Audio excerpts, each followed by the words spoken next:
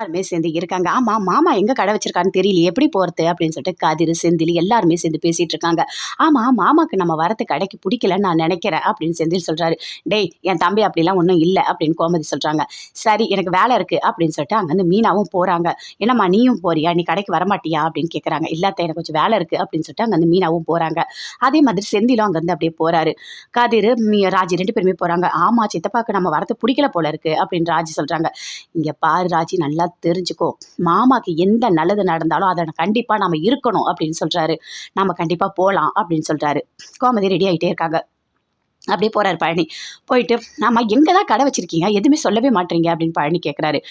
எங்க கடை வச்சா என்னடா, மெயின் ரோட்ல நல்ல இடத்துல தான் உனக்கு பார்த்து கடை வச்சு கொடுப்போம் சரியா அப்படின்னு சொல்றாரு. சரி எந்த இடம்னு சொன்னா தானே வீட்டில் இருக்க எல்லாரும் வருவாங்க அப்படின்னு பழனி சொல்றாரு. நாங்கள் லொக்கேஷன் எல்லாருக்குமே ஷேர் பண்றோம் சரியா, நீ அந்த லொக்கேஷன் அவங்களுக்கு அனுப்பிட அவங்க வந்துருவாங்க அப்படின்னு சொல்றாரு. அப்படியாப்பா சரி, கோயில்ல நிறைய இதெல்லாம் வச்சிருக்கோம், நீ போயிட்டு வா அப்படின்னு பழனி சொல்றாரு. எங்க அப்படின்னு கேட்குறாரு. இல்லை கோயிலில் உனக்கு அர்ச்சனை இதெல்லாம் வச்சுருக்கோம், நீ கோயில் போய் பார்த்துட்டு அப்புறம் வா அப்படின்னு சொல்கிறாரு. சரி நான் போயிட்டு வரேன் அப்படின்னு சொல்லிட்டு பழனி போயிட்டு வராரு. சரி வீட்டில் இருக்க எல்லாருமே சேர்ந்து ஒன்றா கிளம்பலாமா அப்படின்னு சொல்லிட்டு எல்லாருமே சேர்ந்து கிளம்புறாங்க. கிளம்பும் போது அங்கே கோமதி பார்க்குறாங்க. என்ன பழனி நம்ம கூட வராமல் அவன் தனியாக போகிறான் அப்படின்னு சொல்லிட்டு. சரி பரவாயில்ல அம்மா கூட தானே போகிறான் அப்படின்னு சொல்லிட்டு அவங்க ஒரு பக்கம் போகிறாங்க. பழனி அப்படி வர வழியில் கேட்டே வராரு.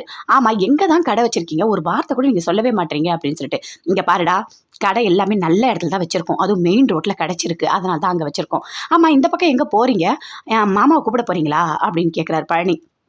இல்லை அதெல்லாம் ஒன்றும் இல்லை அப்படின்னு சொல்லிட்டு கூட்டிகிட்டு போகிறாங்க.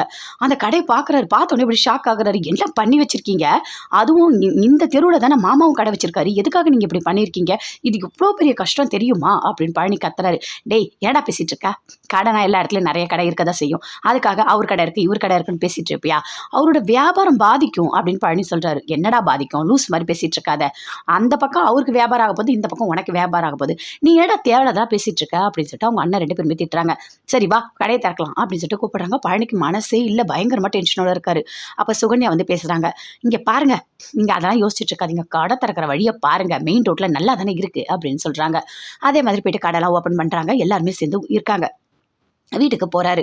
வீட்டுக்கு போயிட்டு சரி நான் போயிட்டு வரேன் அப்படின்னு சொல்லிட்டு பாண்டியன் வராரு கடைக்கு. கடைக்கு வரும்போது அப்படியே பார்க்குறாரு. யார் கடை இது, நம்ம கடைக்கு எகுத்தா மாதிரி திறந்துருக்காங்க அப்படின்னு அப்படியே பார்க்குறாரு. பார்த்தோன்னே அப்படி ஷாக் ஆகுறாரு. உள்ள பழனி இருக்காரு. ஓ இவன் தான் இந்த வேலையை பார்த்து வச்சிருக்கானா, எவ்வளோ தைரியம் இருந்தால் நான் கடை வச்சிருக்கேன், எகுத்தா மாதிரி இவன் கடை வைப்பான் அப்படின்னு சொல்லிட்டு அப்படியே டென்ஷனாக வீட்டுக்கு போறாரு. போன உடனே என்னங்க போனீங்க உடனே வந்துட்டீங்க அப்படின்னு கோமதி கேட்குறாங்க.